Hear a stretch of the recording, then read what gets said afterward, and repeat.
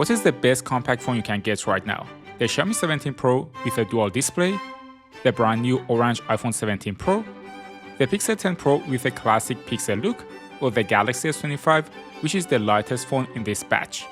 I bought all 4 of these phones with my own money, and the Xiaomi is the Chinese version that I bought from Trading Shenzhen. I'll put the link in the description. Starting with the main camera, the Xiaomi, the iPhone, and the Pixel all have a large flagship sensor, while the S25 has a smaller one. But you should note, the S25 is also usually cheaper in price. In these photos of Maria with the main lens, you can see each photo has a slightly different color science. The Galaxy has a warmer tone, the iPhone is neutral, while the Xiaomi and Pixel have a magenta tint. With 2x zoom, the color shifts a bit.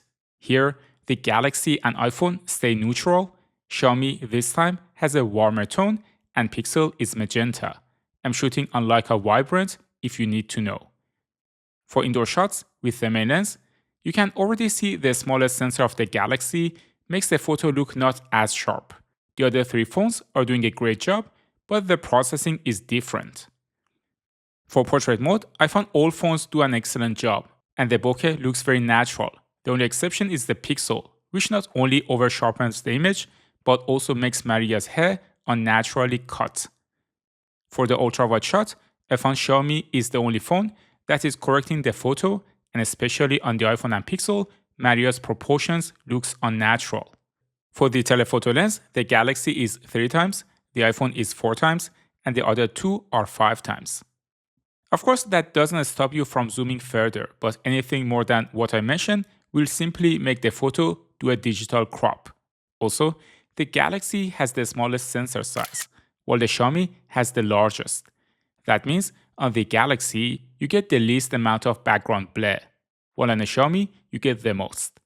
That makes Xiaomi's telephoto portrait shots look really professional, and Maria, as a professional photographer, was in love with them. For zoom photos, the Galaxy has the least reach. Also, the Pixel and Xiaomi use GenAI to reconstruct the images, as you can see in this picture. I took this photo in the basement without any light, and you can already see that the Galaxy cannot keep up because of the smaller sensor, while the other 3 are doing a decent job. Xiaomi nailed the colors the best. For 5x zoom picture, the Galaxy is again not doing great here, and I find the Pixel photo amazing. Xiaomi is also great, but Maria's shirt was green, not brown. The Galaxy is also the only one that cannot do macro shots, but its main lens has an acceptable minimum distance. For selfies, the Galaxy and Xiaomi are not as wide as I want them to be, and here I prefer the iPhone and Pixel's wider lenses. But the Xiaomi 17 Pro has an amazing feature, which is the second display on the back of the phone that you can use to take selfies with the main lens. And of course, if you do this, the quality of the picture is going to be head and shoulders above any selfie camera you get on any smartphone. The iPhone also has an advantage. The selfie sensor is a square, so you can take horizontal videos and photos as I'm doing right now. For night photos, I do find the iPhone processing super nice. The Xiaomi and Galaxy could use more denoising, and the Pixel did too much denoising. The stars are not visible anymore. For video, the color science is very different between them. The Galaxy is darker, the iPhone exposes the video a bit better, but colors are muted. I find Xiaomi the most pleasing one here, and the Pixel has a lot of magenta in the white balance. I wonder why Google keep doing that. For videos in complete darkness, the smaller sensor size of the Galaxy is not working to its advantage, and I find the Pixel is smoothing Maria's skin a bit too much. We can't talk about compact phones without mentioning their weight. Between the 4 phones, the Galaxy is the lightest by a big margin, and the Pixel is the heaviest. Also, the Galaxy is the only phone with a 6.2-inch display, while the other 3 are 6.3 inches. All of them have a 120Hz display, as you would expect from a phone these days. iPhone is the only one with anti-reflective coating. For PWM, which can cause eye strain if it is too low, the Galaxy is 480Hz. The Pixel also added an option to increase it to 480Hz, but that option is turned off by default. The iPhone has a PWM smoothing toggle, which can help tremendously, and Xiaomi 2 has an Adaptive Refresh Rate Pro option, which also helps a lot. If you are PWM sensitive, I would recommend the iPhone or Xiaomi. For performance, the Galaxy is the oldest phone on the table and it is sporting last year's Snapdragon 8 Elite. The iPhone is running on Apple's A19 Pro, the Xiaomi is sporting the Snapdragon 8 Elite Generation 5, and the Pixel is running on Tensor G5.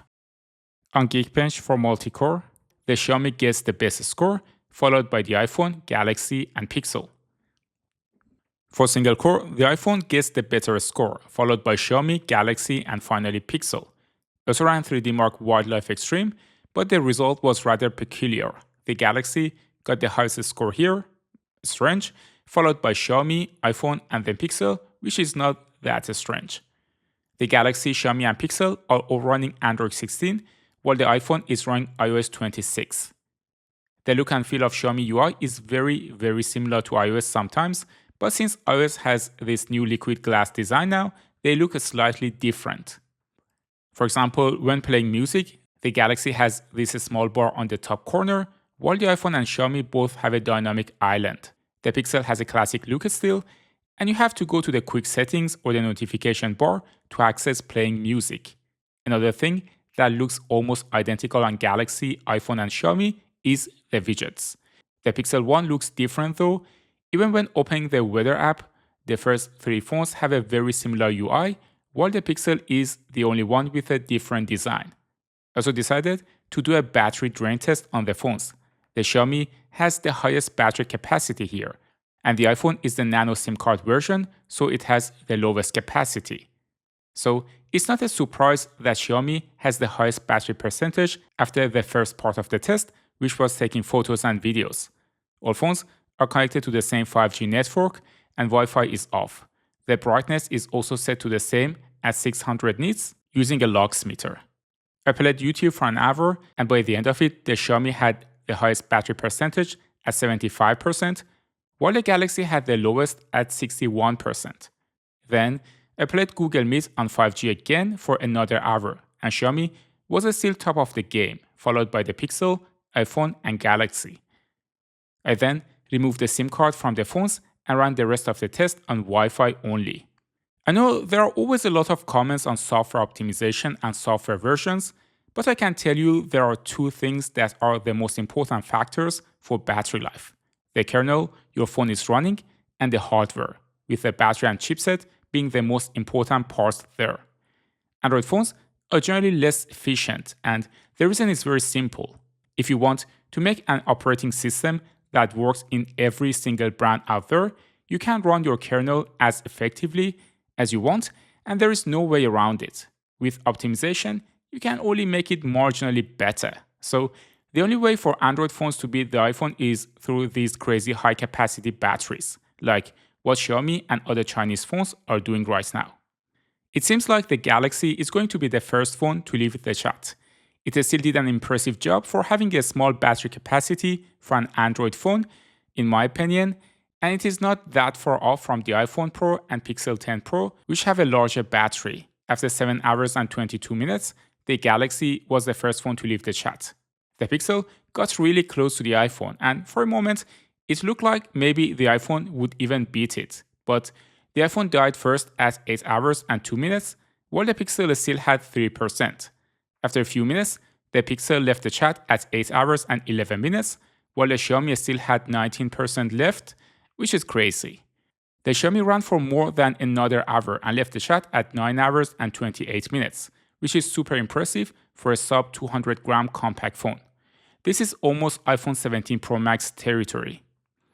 Also, the Xiaomi 17 Pro has the highest charging speed of 100 watts. At least on the version I bought from Trading Shenzhen, the charger, case, and screen protector are all included. Overall, I would pick the Galaxy if you want to save money and you want to get the most compact phone out there. But note that the cameras on this phone are not flagship level and the battery is not going to be as good as the rest of the pack. The iPhone is a simple and a straightforward recommendation. The battery life is a bit better, you get better flagship cameras, and the whole iOS ecosystem and connection to other Apple devices. The Xiaomi 17 Pro is a monster. The battery life is amazing. I'm in love with the telephoto lens, and the second display is a game changer for selfies and content creation. The only problem is that right now, it hasn't reached the global market. The Pixel 10 Pro is a good choice if you want an Android phone that is not Chinese, has a better camera and battery life than the Galaxy S25, and you want to have a more vanilla Android experience. Also, Apple, Google, and Xiaomi make cheaper versions of these models too, and if you want to see how they compare to the Galaxy S25, you can watch this video next. Thanks for tuning into Tecmo, and I will see you in the next one.